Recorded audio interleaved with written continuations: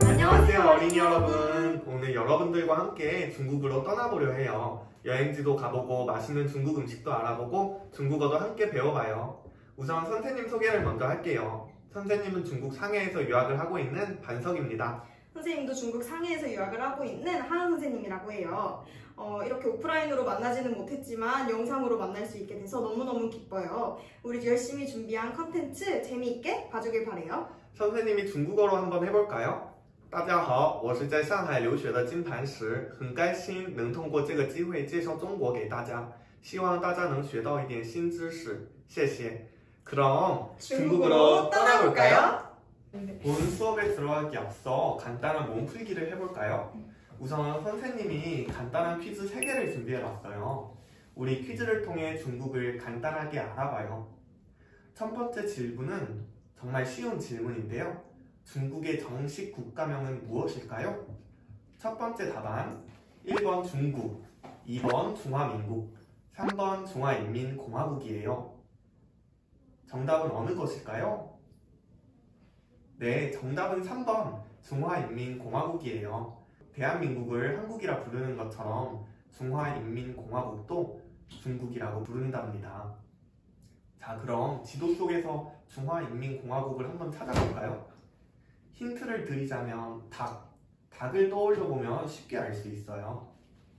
네, 맞아요. 중국은 아시아 동부에 위치하고 있습니다. 한눈에 봐도 정말 크죠?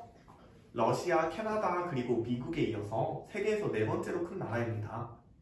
자, 벌써 마지막 문제인데요. 마지막 문제는 한 나라의 역사, 국민성, 이상 등을 상징하는 국기에 관한 문제입니다. 아래 4개의 국기 중 중국의 국기는 어느 것일까요? 네, 빨간색 바탕에 노란 별 5개가 있는 국기입니다. 이 국기를 뭐라 하는지 다들 아시나요? 네, 오성홍기라고 합니다. 우싱홍치, 별이 5개 있는 빨간 깃발이라는 뜻을 가지고 있는데요. 중국어가 이처럼 한 글자 한 글자 모두 뜻을 가지고 있어요. 한자 정말 흥미롭죠? 이렇게 퀴즈도 풀어봤는데 중국에 대해 좀 아신 것 같나요? 제가 말하는 것보다 직접 중국 학교의 영상을 한번 보는 게 좋다 생각하는데요. 지금 영상 한번 보고 올게요. 四古代诗歌四首，预备读。四古代诗歌四首，观沧海，曹操。东临碣石，以观沧海。水军直到夜郎西，是北固山下。黄湾，各路青山外。行舟绿水前，潮平两岸过。风筝一帆旋，海日生产业。乡村入旧年，乡书何处打？归雁洛阳边。 我们现在要到球场上做早操，很快要举行比赛了，我们得抓紧练习。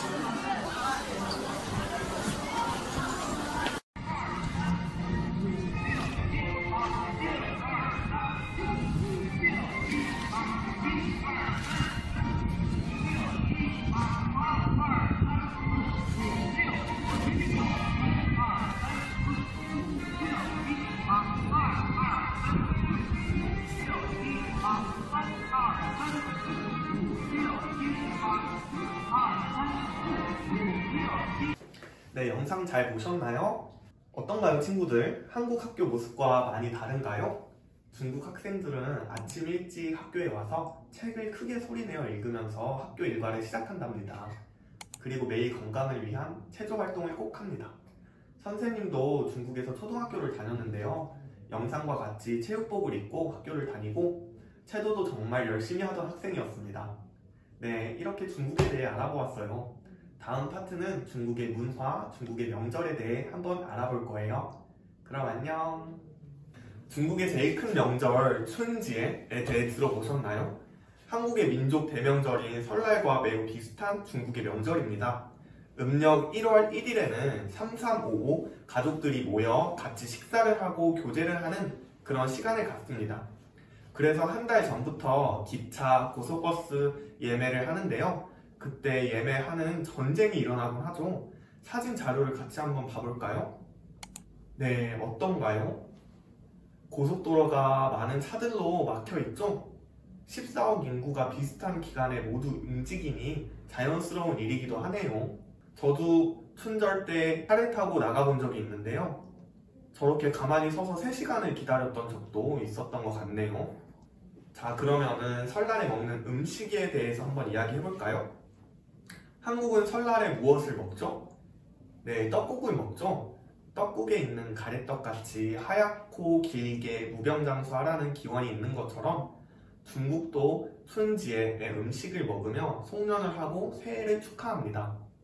중국에는 饺子, 교자, 그리고 年糕, 떡을 먹어요. 그리고 밥상에는 생선 음식이 빠지지 않습니다. 그 이유는 중국어 한자의 발음 때문인데요. 교자의 交는 묵은 해를 보내고 새해를 맞이한다는 뜻이 있고 年糕는 새해에 높은 발전이 있으리라는 기원을 상징합니다. 그리고 생선을 뜻하는 중국어 鱼는 풍족하고 여유를 뜻하는 단어 鱼와 발음이 같아서 식탁에 빠지지 않아요. 음식을 맛있게 먹는 것도 즐겁지만 명절 음식의 뜻을 아는 것 또한 즐거운 것 같네요. 여러분, 혹시 중국의 춘리엔에 대해 들어보셨나요? 춘절을 보내는 중국 영화나 사진을 보면 대문에 빨간 종이에 붓으로 쓴 글자를 붙여넣은 것을 자주 볼 수 있는데요. 그것이 바로 춘지에 붙이는 춘리엔입니다. 저희 사진 자료 한번 봐볼까요? 네, 글자를 거꾸로 써서 붙이기도 하는데요. 따오와 따오라는 중국어의 거꾸로와 오다라는 뜻의 단어가 발음이 같아서 생긴 풍습입니다. 그래서 새해 집문 앞에 복 한자가 모두 거꾸로 붙여져 있는 걸 볼 수 있습니다. 그래서 집주인이 실수로 잘못 붙인 게 아니랍니다.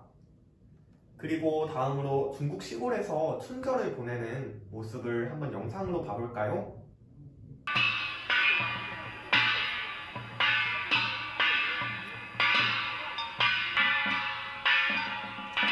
사자 탈춤이 시작됐다.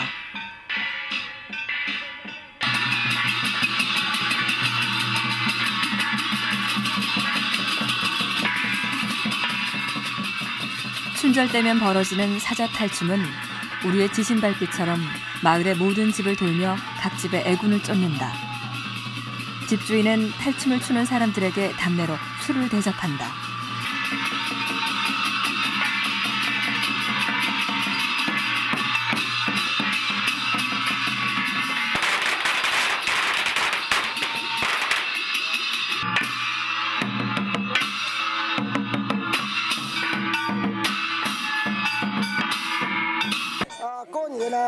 过年的时候用了，还有那个红白喜事啊，红白喜事那个衣子啊，假如不好的耍这个狮子啊，可以把那天不好就变成好了，是这样的啊。把这个玩意呢，可以代表啊有鬼啊，有那些妖魔邪怪啊，都可以把它去掉，人们很喜欢它，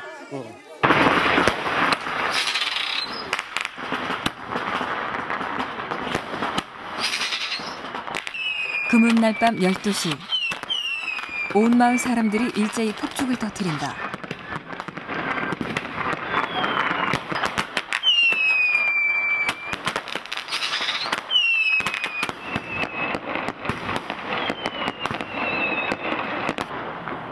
그리고 불꽃을 바라보며 마음속으로 새해 소망을 빈다.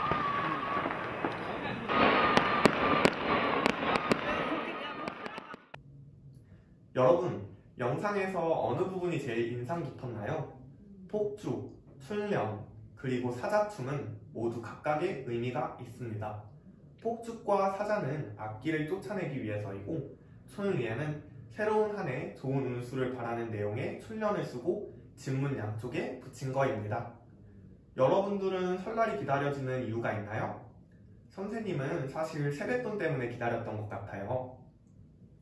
한국의 세뱃돈처럼 중국도 야수이치엔이라는 것이 있답니다.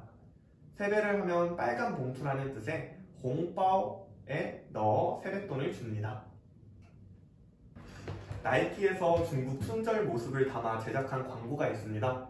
먼저 영상 한번 보고 올까요? 新年快乐！我妈说不能收。哎呀，已经放你兜里了。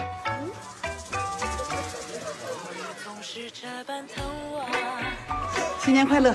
谢谢姑姑，但我不能要。乖，拿着。不用了。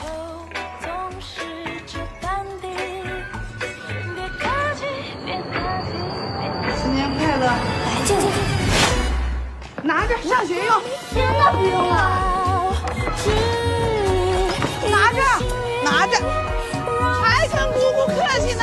我哪有你客气啊？毕业了，拿去玩。不会。拿着。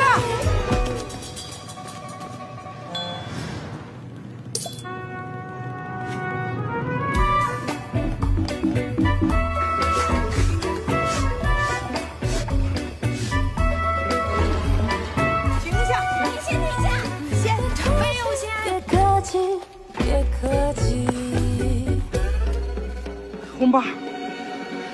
行，谢谢姑，那咱回家吧。害羞，开心。姑姑，新年快乐！不客气，不客气，不客气。 앞에서 선생님이 말했던春联, 사자춤, 홍보 모든 게 영상에 담겨 있네요. 많이 다른 듯한 나라지만 비슷한 부분이 있죠. 한국에서도 어른들이 세뱃돈을 주실 때 한 번씩 사양하는 모습이 있는데 중국에도 똑같은 모습이 있네요. 그럼 문화 파트 마지막으로 중국의 새해 인사말을 한번 배워볼까요? 곧 다가올 설날에 기억하고 써보도록 해요. 첫 번째, 新年快乐 新年快乐 새해 복 많이 받으세요 라는 뜻이고요.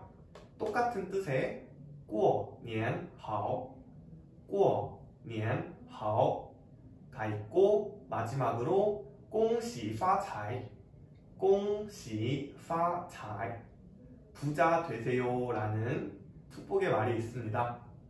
자, 다음에는 하은 선생님이 중국 북경 여행지와 중국 대표 음식을 알려줄 거예요. 감사합니다. 여러분 혹시 중국 여행 가본 적 있나요? 오늘은 선생님과 함께 중국의 수도인 베이징 여행을 떠나볼 거예요. 베이징 하면 무엇이 제일 먼저 떠오르나요? 만리장성, 판다, 맞아요. 여러 가지가 있죠? 오늘은 제가 여러분과 함께 베이징 이곳저곳을 살펴보며 같이 여행을 떠날 거예요. 오늘 선생님과 떠나는 여행지를 잘 봐두었다가 나중에 꼭 다시 가보길 바래요. 첫 번째 여행지는 북경을 한눈에 바라볼 수 있는 경산공원이에요. 경산공원은 베이징에서 가장 높은 산인 경산에 위치한 황궁정원이라고 해요. 세계에서 가장 큰 건축물인 자금성도 아주 잘 보여 사람들이 많이 찾는 관광지예요. 여러분 근데 자금성이 어떤 공간인지 아시나요? 자금성은 중국의 정치와 문화의 중심이었던 궁궐이에요. 지금은 고궁박물관이라는 명칭으로도 알려져 있어요. 중국 명나라, 청나라 황제 24명이 거쳐간 곳이랍니다. 그리고 자금성과 함께 꼭 가봐야 하는 명소가 있죠. 바로 천안문이에요. 천상의 평화의 문이라는 의미를 가진 천안문은 자금성으로 들어가는 4개의 문 중 하나의 문이에요.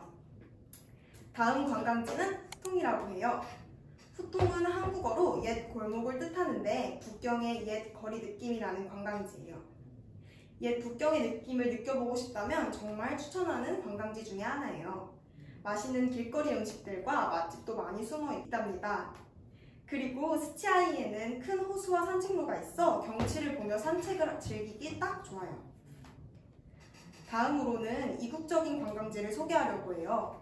바로 옹화궁이라고 하는 베이징 최초 티베트 불교 사원이에요. 이 불교 사원에는 기네스북에 등재된 세계 최대 목재 부처상이 있어요. 인생에서 한 번쯤 받으면 아주 좋은 추억이 될 것 같아요. 다음으로는 이화원이라는 관광지로 떠나볼 거예요. 이화원은 일산 호수공원의 2.8배 크기를 자랑하는 황실정원이에요. 이화원 중앙에는 곤명호라는 호수가 있는데 그 호수를 만들기 위해 파낸 흙으로 쌓은 것이 만수산이라고 해요. 호수의 크기가 가늠이 되나요, 여러분? 이화원엔 이처럼 공용호뿐만 아니라 다양한 궁전과 정원, 그리고 전통 건물들을 볼 수 있어요. 꼭 가봐야겠죠? 아쉽지만 벌써 마지막 관광지를 소개할게요. 마지막 관광지는 바로 만리장성입니다. 다들 익숙하게 들어본 관광지죠? 만리장성은 63,000km에 이르는 성벽이에요. 중국 춘추 전국시대 때 다른 나라의 침입을 막기 위해서 각 소국들이 성벽을 만든 것을 중국이 최초로 통일한 진나라 때 연결하여 지금의 만리장성이 되었다고 합니다.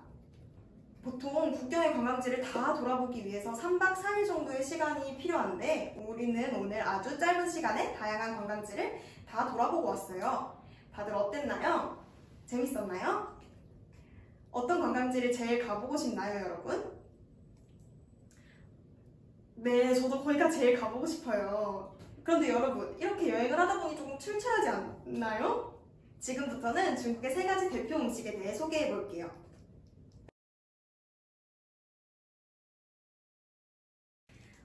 첫 번째 알아볼 음식은 베이징 덕이에요.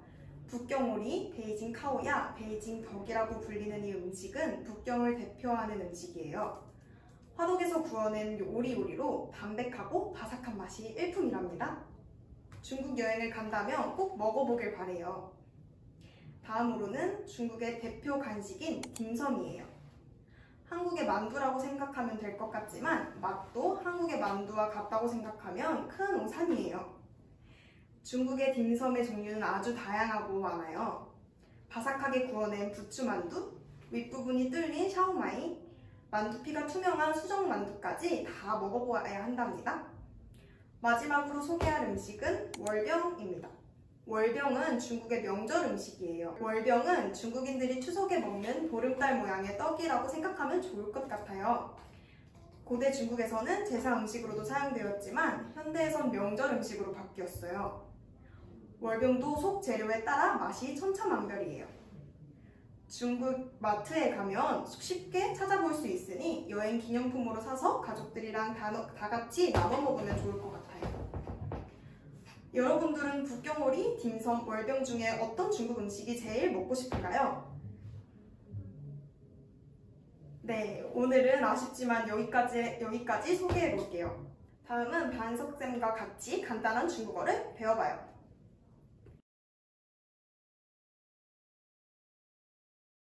여러분 안녕하세요. 오늘 수업의 마지막 파트 간단한 중국어 배우기 시간이에요. 중국어와 한국어의 큰 차이점 중 하나가 무엇일까요? 네, 바로 성조의 유무 차이입니다.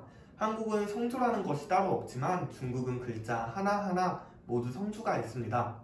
1성, 2성, 3성, 4성 총 4개의 성조가 있습니다. 처음에는 약간 어려울 수 있지만 금방 익숙해질 수 있습니다. 선생님을 한번 따라해 볼까요?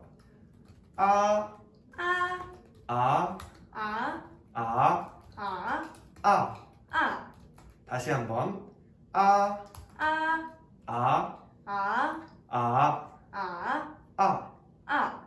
중국어의 모든 글자는 발음과 음의 높이까지 다 정해져 있습니다. 성조가 바로 음의 높낮이입니다. 다음은 인사말을 한번 배워볼까요? 우리 가장 많이 쓰이는 말 안녕하세요, 고맙습니다, 미안합니다, 안녕히 주무세요를 반석쌤이 알려줄 거예요. 네, 안녕하세요는 니하오, 니하오, 고맙습니다는 시에시에, 시에시에. 다음에 미안합니다는 对不起, 对不起. 안녕히 주무세요는 晚安, 晚安. 한번 따라해 볼까요? 다시 안녕하세요, 니하오, 니하오, 고맙습니다, 谢谢, 谢谢, 미안합니다, 对不起, 对不起, 안녕히 주무세요, 晚安, 晚安. 네, 어때요? 그렇게 어렵진 않죠? 네. 다음으로는 숫자를 배워보는 거 어때요? 네, 좋아요. 1부터 10까지 반석쌤을 따라 말해볼까요? 네, 1부터 10까지 중국어로 한번 말해보겠습니다. 1, 2, 3, 4, 5, 6, 7, 8, 9, 10.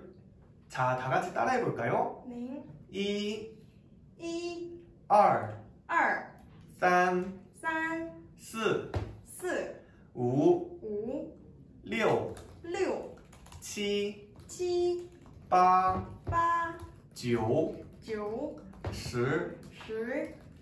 그럼 11은 12, 12는 12이겠죠? 네. 그럼 중국어로 나이는 어떻게 말해요, 방석쌤? 아, 좋은 질문이에요, 하은쌤. 자, 여기 보시면 今年你多大了? 이거는 올해 몇 살이냐고 물어보는 거예요. 자, 다 같이 한번 따라해 볼까요? 今年你多大了?今年你多大了? 네, 그러면 질문에 대답을 해줘야겠죠?